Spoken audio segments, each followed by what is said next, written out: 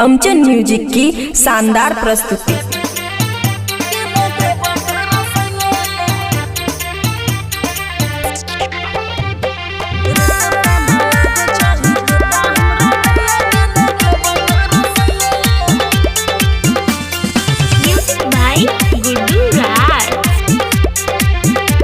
खुशी recording studio बलुआहा। छोड़ दही पीछा में छोरा तोर भलैया के ना जोड़बो नाता हम तोरा से कसैया रे सुना। फिर छोड़ दही पीछा में छोरा तोर भलैया के ना जोड़बो नाता हम तोरा से कसैया। रिश्ता में लागे जाई तू ता हमरा भैया के ना कहबो तोरा सैया। रिश्ता में लागे जाई तू ता हमरा भैया के ना कहबो तोरा सैया। बुझली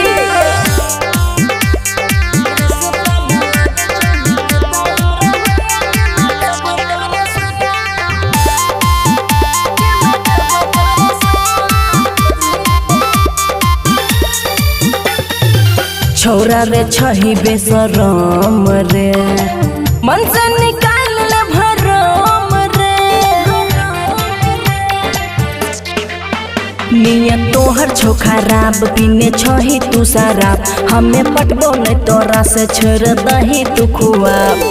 बात माने छोरा छोड़ दही हमर बहिया बुझे ने छिकिया छोरा लागबो हमें गया। रिश्ता में लागे छही छोरा तू तो भैया के ना कहबो तोरा सैया।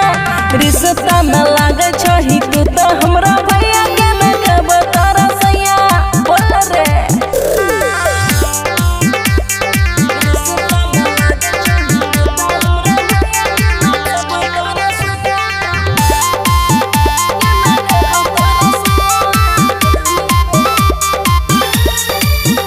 हाँ हो जेबै हमें बदनाम रे बोलते रे लोग सारे आम रे।